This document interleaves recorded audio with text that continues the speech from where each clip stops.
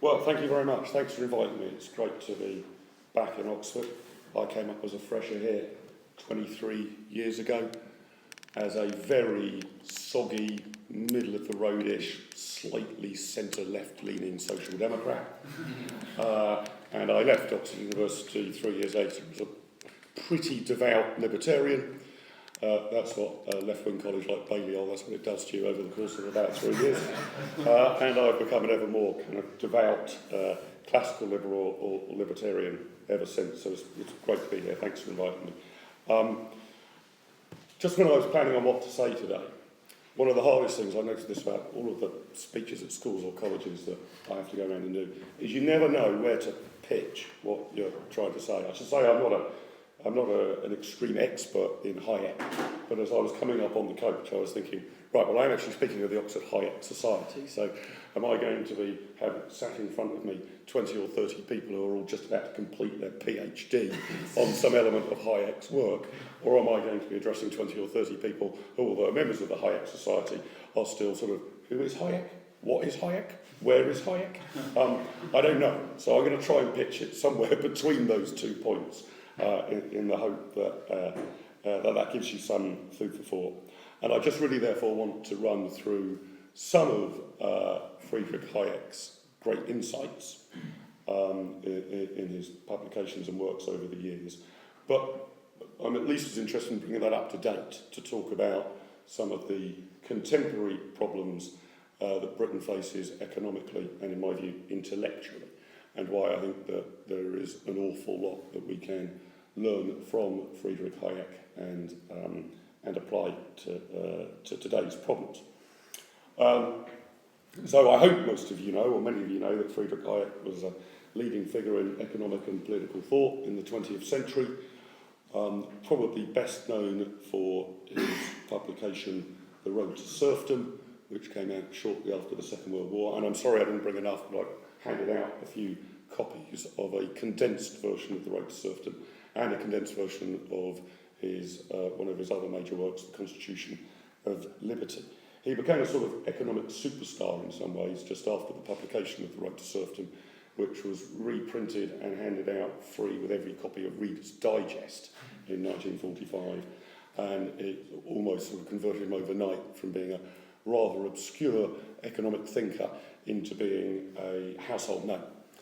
He didn't take to the television and the airwaves as much as an economist like Milton Friedman, but nevertheless became something of a sort of super economist, and certainly a very well known and very famous economist, and was throughout his life prone to very substantial bouts of depression about the world he saw before him, and I'm going to share with you my own particular bout of depression about the UK and the world I see before me today. Two of Hayek's hugely important sort of insights on economic matters were firstly that he understood and argued cogently that prices in a free market are the best way of addressing the problem of economic coordination. And I want to talk a little bit about that. And secondly, he understood the role of competition in a free market economy was really about a process of trial and error and discovery. And this is, I think, a very different approach to competition to the one which actually appears in most economic textbooks. And I think that Hayek's approach is the accurate one. To look at economic coordination, his argument was pretty straightforward. The question, the challenge, the problem is how should a society react and adapt to changing scarcities of goods and services. And Hayek warned that no single person or small group of planners would know exactly how to coordinate distribution. In fact, he argued that the market economy draws on incredibly diffuse knowledge. He was making a point really appealing for modesty. None of us know anything like as much as we think we know.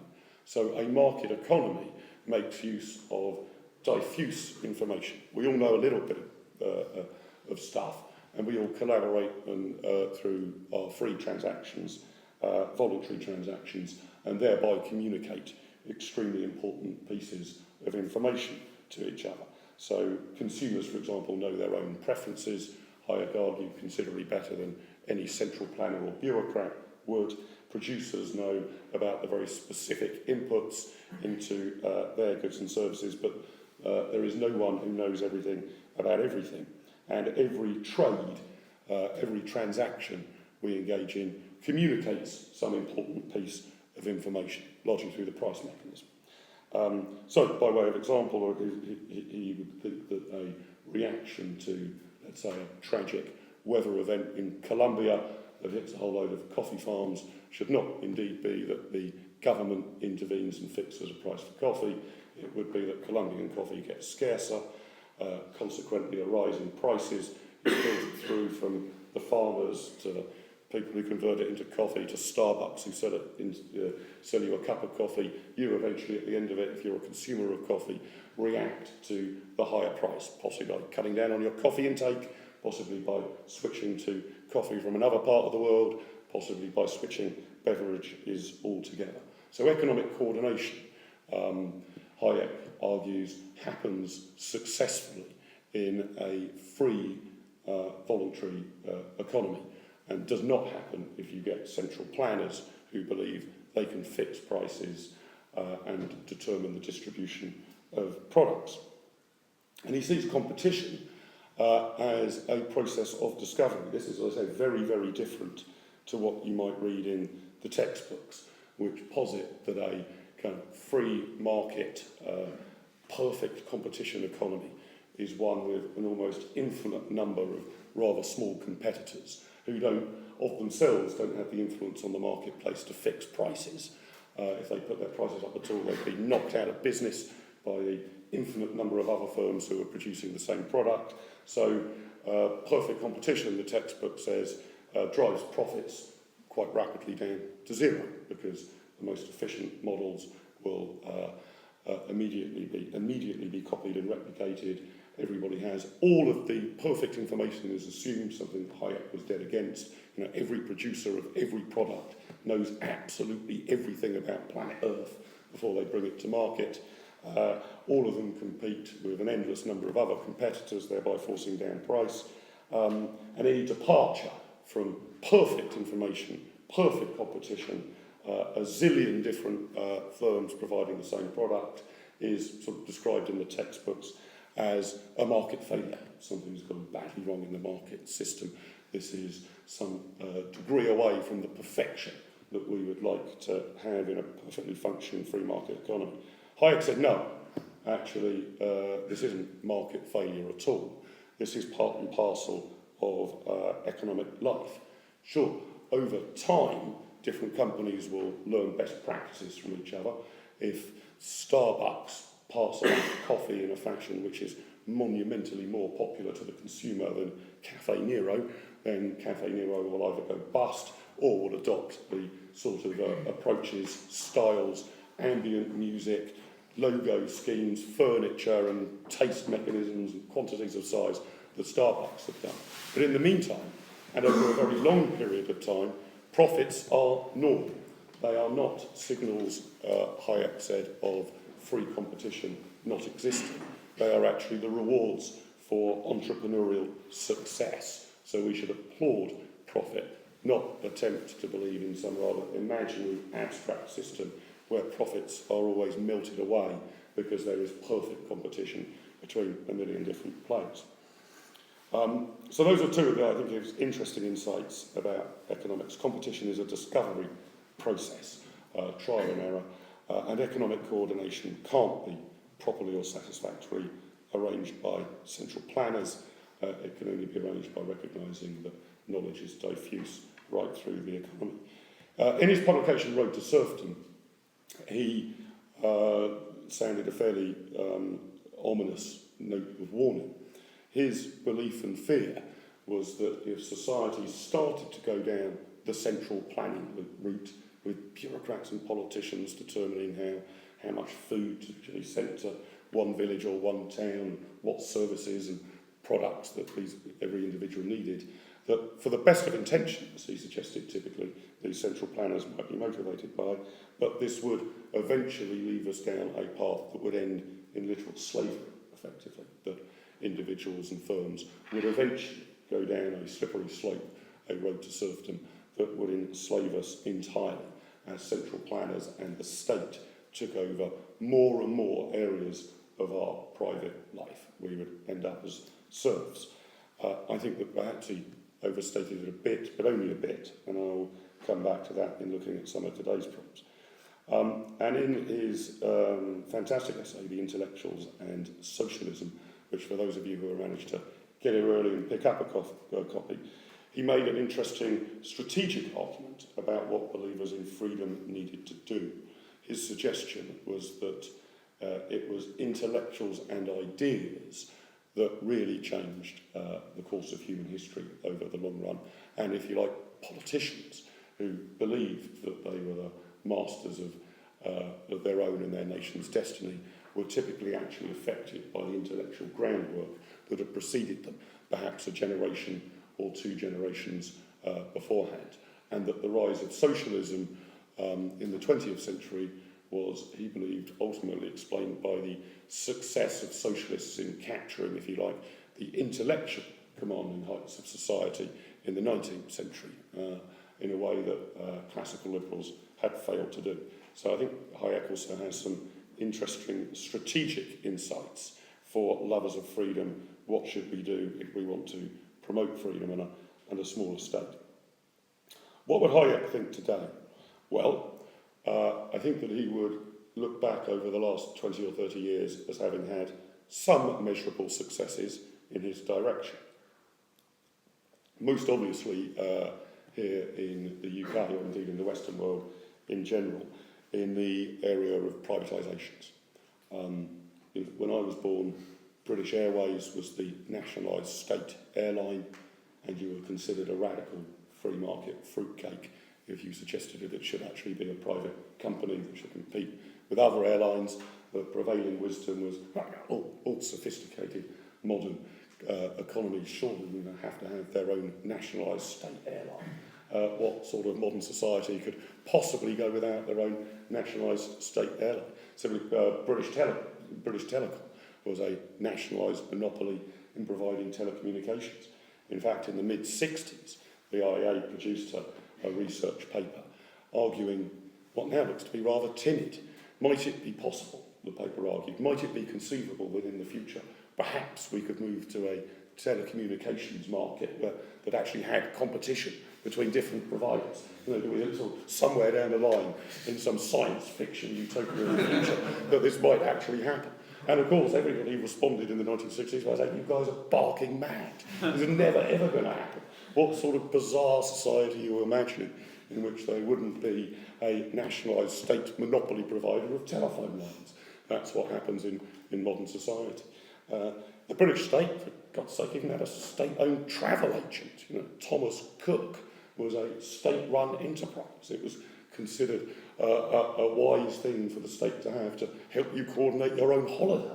The idea that this should be left wholly to the free voluntary market was anathema. You know, you name it, it was basically nationalised. Car production, steel production, all of the utilities, water, gas, airlines, telecoms, large parts of the computer industry were nationalised, and there has been a very, very radical shift, clearly, over the last 30 years, something that Hayek and the IEA, going back to the 60s, possibly couldn't have even dreamed of. And it seems to now be an accepted fixed point. I don't think anybody argues that we should renationalise Thomas Cook or that we should renationalise our airlines. Not only has it happened, it has become accepted wisdom. That, I think you would say, is a triumph. And of course, just in recent days, here in the UK, we have finally decided that perhaps the state does not have a comparative advantage in moving pieces of paper from location A to location B. So Royal Mail is now in private hands as well. A privatisation, I'm told, I don't know if this is myth, but would have been carried out under Margaret Thatcher in the 1980s, but for the fact that it had royal in the name, and she thought that the House of Windsor might take offence at this institution being flogged off. So, but the privatisation process over, if you like, I guess pretty more or less the lifetimes of you guys in this room, or certainly over my lifetime, I'm just in my early 40s, has been pretty spectacular. And there has been a paradigm shift in what accepted wisdom is. There are a few outliers and fruitcakes who do want socialist planning to come back in, but they are a marginal force. This is now accepted wisdom. Hayek, I think, would have applauded that and been heartened by it. But that's my only piece of good news, I'm afraid. There's a heck of a lot else to worry about. Starting with the size and scope of the state, the size of the public sector. With Hayek having been concerned that if we started down a socialist or social democratic path, we would never be able to get off it. The state would just continue to grow and balloon and inveigle its way into more and more areas of our lives. And notwithstanding that some large numbers of industries have been privatised, by and large they remain unbelievably heavily regulated by the state. In fact, some free market economists even argue that the extent of regulation has almost been nationalisation by the back door. Okay, it's all in private hands and private people are owning it with shares, but the rule book about what you need to comply with and how you can transact business is so prescriptive that you still have the dead hand of the state on many of these industries. And in terms of the size of the state, it is just colossal. I'm sure a good number of you in this room will be broadly up to speed on the numbers, but if not, or even if so, let me kind of refresh your memories by giving you a bit of a thumbnail sketch about the size of the state. In very rough and ready terms, for every pound spent in the United Kingdom, 50p of it is spent by government, and 50p of it is spent in the private, free side of the economy. I'm slightly exaggerating there, it's probably in the high 40s now, the government sector. So the private sector is a little bit bigger than the public sector, but not much in it. And on some of the OECD stats, if you look back at 2010, the public sector was probably a bit more than 50% of the overall size of the economy. A lot of this is fiscal churn, of course. It's robbing Peter to pay Paul, the welfare payments. So a lot of money finds its way into the free economy, but nevertheless, adding together schools, hospitals, the welfare bill, the military, the Department of Culture, Media and Sports, the Department for Biz. I've always been amazed that there's a Department for Business, Innovation and Skills, which must surely be the three things that government is worst at in the world. Otherwise we'll have a Department for Business, Innovation and Skills. Clearly three things that government should be nowhere near. But you add it all up, in total, you're looking at around about 50% of the total economy of the United Kingdom is state spending, so a fraction less than that. And this is pretty typical across Western Europe. Yeah, some are a little higher. The Swedes spend a fraction more in the state sector than us. The Germans, I think, won't spend a fraction less. But this is a typical pattern, really, across the Western world. And the United States seem to be engaged in their very best endeavours to catch us up, notwithstanding that they still might go bust or default at any point soon. So a colossal state. Now, what's that mean in sort of historical or comparative terms? I'm cheating a bit here with the comparisons. You might not say that they're perfect analogies, but if we were to look to the fastest growing economies in the world over, say, the last decade or so, China, India, or even developed economies that have grown sensationally, Hong Kong, Singapore, by and large, these economies have a state sector that amounts to around about 20 or 25% of national income. That's to say that the private side of the economy is about 3 times the size of the government side of the economy. I've seen some estimates in China to suggest that in government spending, I'm only measuring that here, I'm not suggesting that the Chinese communist government are necessarily bastions of classical liberalism in other ways. But I've seen some estimates suggest that in communist China, actually, government spending as a proportion of their economy is only about 17%, 17%, in proportionate terms, perhaps a third of the size of the government and government spending in the United Kingdom. In Hong Kong, it's around about the 20 to 25% line. And if you were to look at Hong Kong, all right, a city-state, I suppose, not something that you could necessarily say is an immediate like-for-like comparison with the UK, but nevertheless, with a small state sector, around about a quarter of national income rather than a half, look at what's happened to Hong Kong since 1945. In 1945, the population of Hong Kong were on average about as affluent as the population of Africa. The average citizen in Hong Kong was on an income of about a third of the average citizen in the United Kingdom. 60 or so years later, growth in Hong Kong has been so spectacular that the average person in Hong Kong now has an income 50% greater than the average person in the United Kingdom.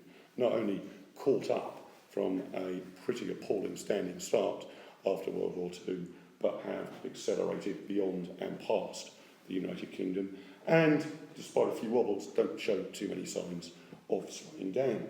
The Chinese, their economy growing, so they're panicked that the economy might be growing at less than 9% this year. Might have to get used to sort of 8% growth, blimey, crunch time, And just sort of think about what that means over a longer period of time. If I've done the mathematics about right, if you're growing at Chinese levels of growth, around 8 or 9%, you're seeing your economy double in size about every 7 years, because it's compound, of course, you're growing on top of growth. If you're growing at our rather feeble levels of 1.5% or 2% in Western Europe, and by God, into those terms, 1.5% or 2% seems heroic economic levels of growth now. But if you were to look at the sort of historical average, that doubles the size of your economy about every 30 years or so. So, over a generation or two, the knock-on effects of these differences in economic growth are colossal, absolutely colossal. I'm not saying that China will grow 8 or 9% forevermore, but it doesn't need to be growing at that speed for much more before it does start to zoom past Western economies in terms of standard of living. And by historical comparison, although I have to concede the records here are difficult to render wholly accurate, but if we were to look at the former Soviet Union prior to 1989, the former USSR was spending, the government, the public sector, accounted for about 70% of its overall economy, and what there was of private sector, about 30% or so. So, the USSR, 70%-ish. The fastest growing countries in the world, 25 or so percent-ish. The UK, 50%. We've decided to position ourselves slightly closer to the former Soviet Union than we have to the fastest growing economies in the world. I think that is a tragic and strategic mistake, and I'm sure Hayek would see it as such. And to focus on his sort of road to serfdom argument, well, I wouldn't argue that we in the UK are slaves. We have things considerably better than many people do in much more socialist or totalitarian regimes. But I think that there are signs of the state being absolutely ravenous. Virtually everything is taxed. Virtually everything is regulated. There is a strong desire, partly because of the present crisis in public finances over deficit and debt, to make a kind of land grab and a money grab against virtually any form of private activity that you can lay your hands on. Regulation continues to pour out of the government. Every party in opposition always says, if we're elected to office, we're going to have a bonfire of red tape.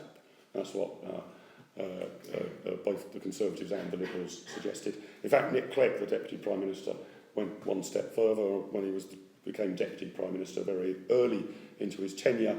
He said, I'm going to bring forward a great reform bill a Great Repeal Act, which will recalibrate the relationship between the individual and the state in favour of the individual to a greater extent than any other piece of legislation since the 1832 Reform Act. Well, I'm not actually even sure what ended up coming out of this process. I don't think this Reform Act ever materialised or was put through Parliament, and I don't think he recalibrated the relationship between the individual and the state spectacularly, even compared to other pieces of legislation that year, let alone comparing back to 1832.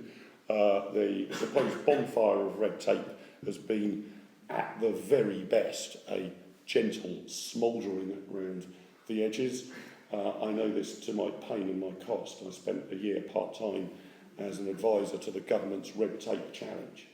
And my God, was it a challenge. They asked me to initially sort of look at, the regulation around what they call challenger businesses or disruptive business models, new ways of doing things.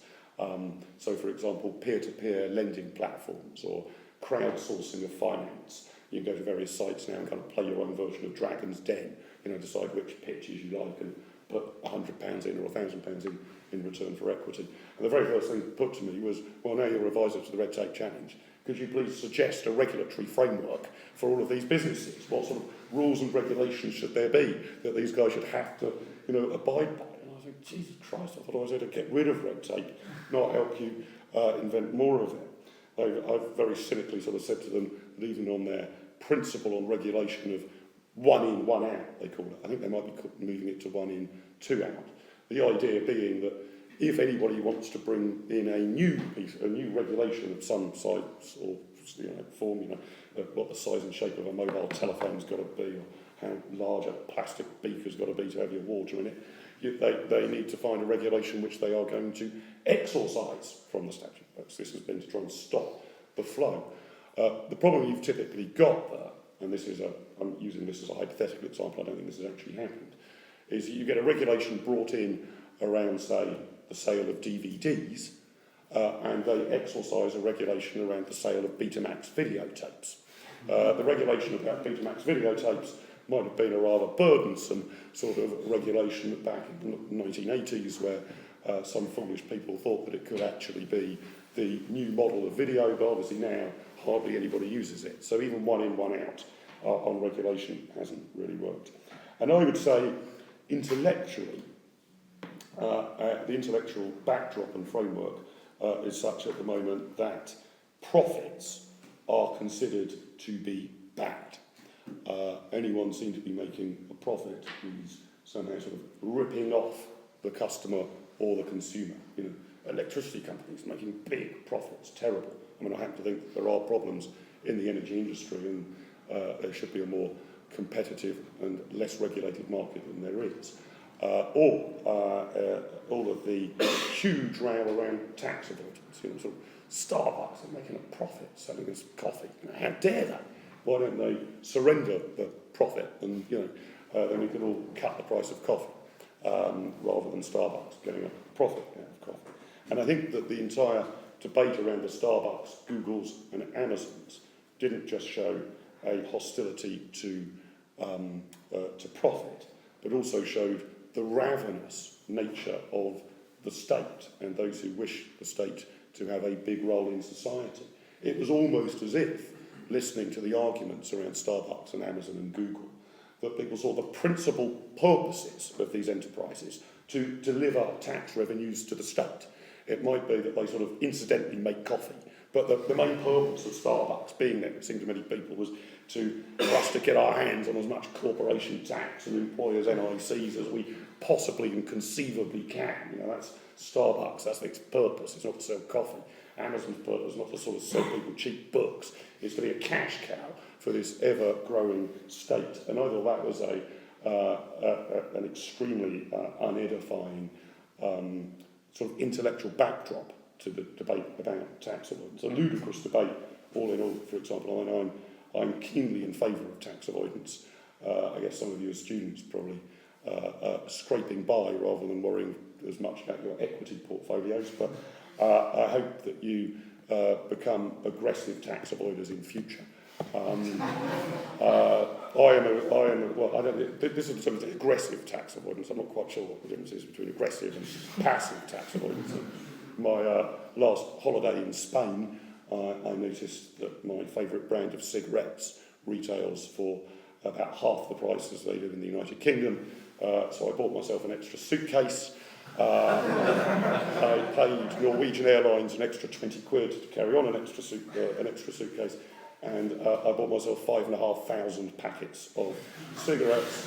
The only purpose of this transaction was to avoid taxation. The product in them was exactly the same as the product I would buy in the United Kingdom, but I managed to hit the UK taxpayer for, well, it comes out, something like £10,000 or so. I think, great, a real win. Again, I don't know whether this was aggressive. If I left the tobacconist punch in the air, take that, public sector workers, you bastards, whether that would have been aggressive tax avoidance, but furtively just sort of putting them into my suitcase, that seems to be passive tax avoidance.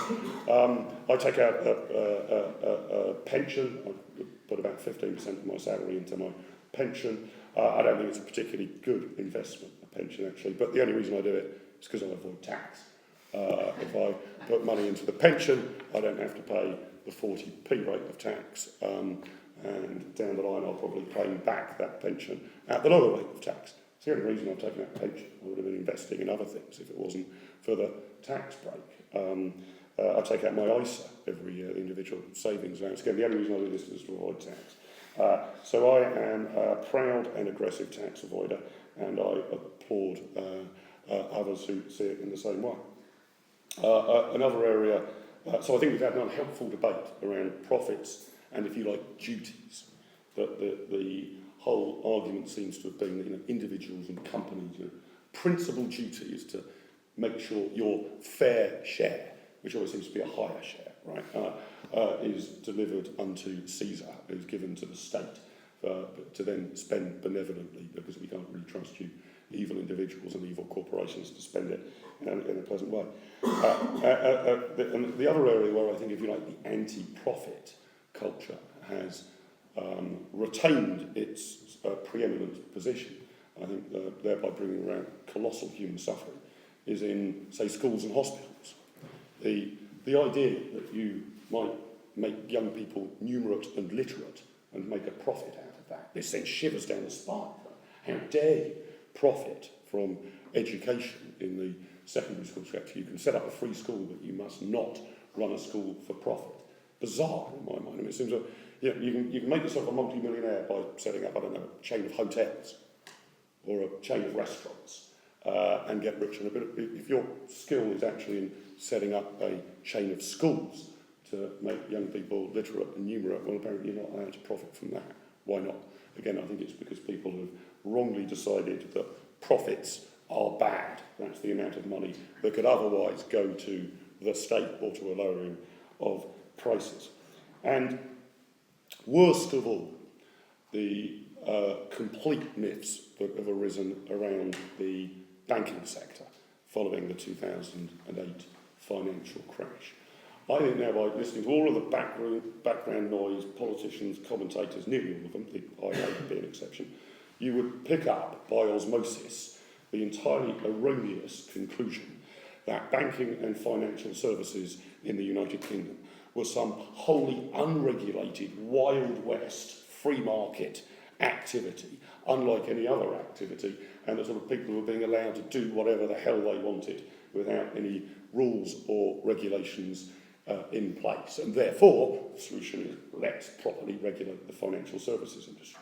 Well, I wanted to have a look into how heavily regulated was the financial services industry in the run-up to 2008. So I had a look at the Financial Services Authority Handbook.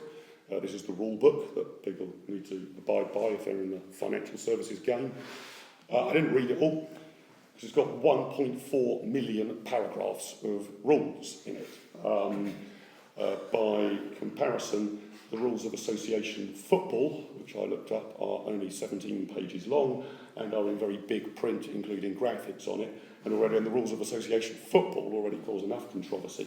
So you can imagine how many loopholes and arguments there are around 1.4 million paragraphs of regulatory rules and guidance. Similarly, in terms of the sheer quantity of regulators, if you've got a rule book that thick, you certainly need one hell of a lot of referees and linesmen to go and carry it out, right? Well, the number of regulators in banking and financial services has changed radically over the years. Back in the 1970s, where the Bank of England was the principal regulatory authority for financial services, we had one regulator for every 11,000 people who worked in financial services. One for every 11,000. We now have one for every 300. So not only the quantities of rules, but the number of regulators has gone up. And crucially, of course, in the banking sector, the absolutely key point that means it was not a free market capitalist industry was, if you go bust, we bail you out. This is the absolute antithesis of a free market capitalist society. I'll let you into a confession. I spend about 95% of my annual leave every year in Las Vegas. I'm a pretty inveterate gambler. I'm quite good at poker. I'm just about a winning player at poker. I never quite cover the cost of my holiday, but I usually make a modest profit. I will tell you right now, if the British state said, Mark, on your Las Vegas trip, if you make losses, we will bail you out and cover them out of the public purse, my gambling strategy would alter radically in light of that information. Rather than hesitating a bit before I put $30 or $40 on being confident that my ace-king in Texas Hold'em was a good hand, I would be piling in behind it, knowing that the taxpayer, implicitly, that the implicit guarantee the taxpayer would pick up the bill. So banking has actually been pretty much, I would say, a state socialist industry in very, very many ways, hugely heavily regulated, and the implicit support of taxpayers behind it. And again, we've learned the wrong lessons. It seems to be the lesson was it was too free market and too capitalist. And if that is what free market capitalism looks like, I dread to think what a heavily regulated industry looks like. I tried at the IEA, I couldn't do it, maybe I just didn't have the skills for it, to go through sector by sector in the UK economy and try and work out which sector was the most regulated, the second most regulated, the third most regulated, and so on. It's damn hard to do because you can't just look at the quantity of regulations. You then need to start making estimates about how burdensome those regulations are, how difficult are they to comply with, how rigorously are they enforced. But on a rough thumbs up, a rough guess, I looked at it, added it all up, and I was hoping that financial services and banking would come out at the top of the list, the most regulated industry in the United Kingdom. Sadly, it didn't. It came second. The most regulated industry in Britain is the handling of weapons-grade plutonium, but fairly close behind that is banking and financial services. So I think that Hayek today would be in a rather depressed state. There have been some gains in some areas, I think, over the last generation, privatisation being the key one of the key success in a free market direction. But the state has continued to grow. It continues to spend more money. It heavily regulates even those areas and sectors that have been put into the privatised sector. It is spending too much. It is taxing too high. It seems to have very little appetite for withdrawal. In fact, I would argue the whole kind of savage cuts that the coalition are actually carrying out is really not doing any more than just about keeping the show on the road. They cut government spending in real terms over the course of this parliament by about 3%. A cut will be the first government to cut spending in my lifetime, but a pretty modest one. And after my first year at the IEA, I wanted to decide if I could save any money. I looked through our budget and I managed to make 15% of budget cuts. It took me about 20 minutes to do it, but I managed to make 15% of savings by just looking at the numbers. Apparently it is a gargantuan, Herculean effort by the government to reduce spending by 0.8% per annum. I consider that to be a rather feeble effort. Back in the 1970s, the bleak era of the 1970s leading up to the winter of discontent, the first Director General of the IEA, a guy called Ralph Harris, everybody said to him, God, I don't know why you're bothering, Ralph. It's terrible, everything's nationalised, the unions run the economy, there's no prospect, we're finished as a country. And his word of advice to everybody was, cheer up, things can only get worse. And What he actually meant by that was actually perhaps one reaches a point where the state has so overreached itself, has screwed so many things up, that there is then a recognition that we need to roll back. That sort of happened in the late 1970s with a number of the Thatcher reforms. Perhaps that needs to happen again today. And I think the only way it will happen is if organisations like the Hayek Society, like the IEA, continue to put a clear, concise, coherent and radically free market case. I've taken up way more than half an hour. Thanks for your time.